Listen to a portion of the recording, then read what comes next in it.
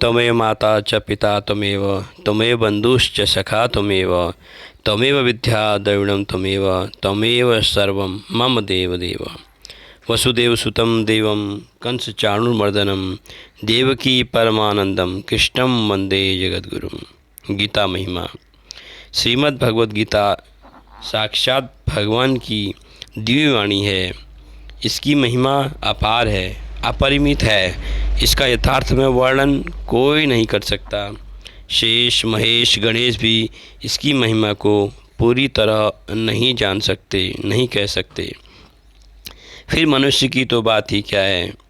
इतिहास पुराणों आदि में जगह जगह इसकी महिमा गाई गई है, परंतु जितनी महिमा इसकी अब तक गाई गई है उससे एकत्र कर लिया जाए तो भी यह नहीं कहा जा सकता कि इसकी महिमा इतनी ही है। सच्ची बात तो यह है कि इसकी महिमा का पूर्णतया वर्णन हो ही नहीं सकता।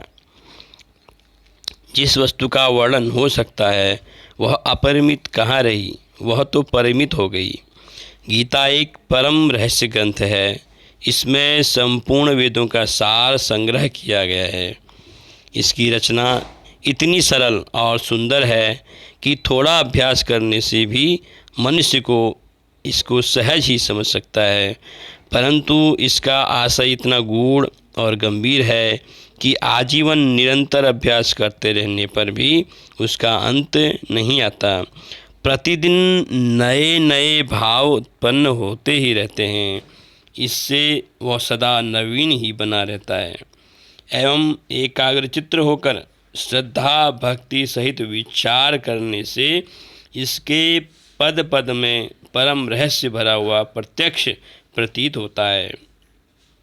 भगवान के गुण प्रभाव स्वरूप तत्व रहस्य और उपासना का तथा कर्म एवं ज्ञान का वर्णन जिस प्रकार इस गीता शास्त्र में किया गया है वैसा अन्य ग्रंथों में एक साथ मिलना कठिन है।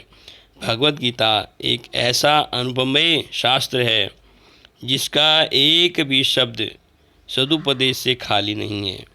गीता में एक भी शब्द ऐसा नहीं है जो रोचक कहा जा सके। इसमें जितनी बातें कही गई हैं वे सभी अक्षरशः यथार्थ हैं, सत्य स्वरूप है। भगवान की वाणी में रोचकता की कल्पना करना उसका निरादर करना है। गीता सर्वशास्त्र में ही है। गीता में सारे शास्त्रों का सारा सार भरा हुआ है। गीता सर्वशास्त्र में ही है। गीता में सारे शास्त्रों का सार भरा हुआ है। इसे सारे शास्त्रों का खजाना कहें तो भी अत्युक्ति न होगी। गीता का भली भांति ज्ञान हो जाने पर सब शास्त्रों का तात्विक ज्ञान अपने आप हो सकता है। उसके लिए अलग परिश्रम करने की आवश्यकता नहीं है। महाभारत में भी कहा है सर्वशास्त्र में गीता, परंतु इतना ही कहना पर्याप्त नहीं है क्योंकि सारे शास्त्रों की उत्पत्ति वेदों से हुई। वेदों का प्राकट्य भगवान ब्रह्मा जी के मुख से हुआ और ब्रह्मा जी भगवान के नाभि कमल से उत्पन्न हुए। इस प्रकार शास्त्रों और भगवान के बीच में हुए बहुत अधिक व्यवधान पड़ गए हैं। इस प्रकार शास्त्रों और भगवान के बीच में बहुत अधिक व्यवधान पड़ गया है, किंतु गीता तो स्वयं भगवान के मुखारविंद से निकली हुई है। इसलिए इसे सभी शास्त्रों से बढ़कर कहा जाए तो कोई अत्युक्ति न होगी।